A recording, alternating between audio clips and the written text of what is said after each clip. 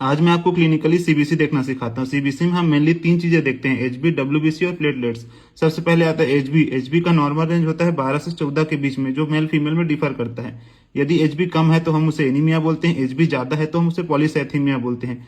यदि एचबी कम है, एनीमिया की कंडीशन है, तो हम उसके बाद देखेंगे एमसीबी यानी मीन्स कॉर्पस्कुलम वॉल्यूम, जो उसका आरबीसी का साइज बताता है, जो 80 से 100 के बीच में होता है। यदि एमसीबी कम है तो हम उसे माइक्रोसाइटिक एनीमिया के साइड देखेंगे, जैसे आयरन डेफिशिएंसी एनीमिया और थैलेसीमिया। यदि एमसीबी 80 से 100 के बीच में है तो वह नॉर्मोसाइटिक एनीमिया है, जो एक्यूट ब्लड लॉस या सीकेडी के केस में हो सकती है।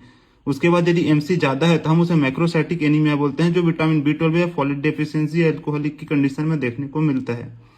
यदि यदि एचबी का रेंज ज्यादा है तो उसे हम पॉलीसाइथेमिया बोलते हैं। जैसे ही हम पॉलीसाइथेमिया देखें तो हम उसका ईपीओ चेक करें। ईपीओ मीन्स इरिथ्रोपोइटिन, जो एक हार्मोन है जो रिस्पॉन्सिबल होता है प्रोडक्शन ऑफ आरबीसी को बोन मैरो से।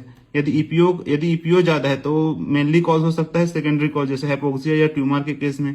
यदि ईपीओ कम है तो उसका प्राइमरी कॉज हो सकता है, जैसे पॉलीसाइथेमिया वगैरह, जो एक रेयर ब्लड कैंसर डिसऑर्डर है। दूसरा आता है डब्ल्यूबीसी। डब्ल्यूबीसी यानी टोटल ल्यूकोसाइट काउंट, जिसका रेंज होता है 4000 से 11000 के बीच में। यदि डब्ल्यूबीसी काउंट बढ़ा हुआ है तो हम उसे ल्यूकोसाइटोसिस कहते हैं। डब्ल्यूबीसी कम है तो हम उसे ल्यूकोपेनिया कहते हैं। जैसे डब्ल्यूबीसी का रेंज ज्यादा हुआ, हम सबसे पहले डीएलसी देखेंगे। डीएलसी में पहले यदि न्यूट्रोफिल बढ़ा हुआ है तो वह मोस्ट प्रोबेबली बैक्टीरियल इन्फेक्शन होगा। यदि लिम्फोसाइट बढ़ा हुआ है तो वायरस